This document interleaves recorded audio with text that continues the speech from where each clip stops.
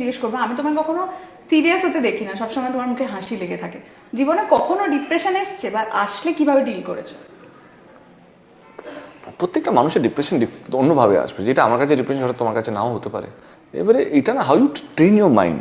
But তুমি যখন success পেতে শুরু করো না, তোমার কাছে এক্সপেকটেশন অনেক বেশি হাই থাকতে, প্রত্যেকটা মানুষের।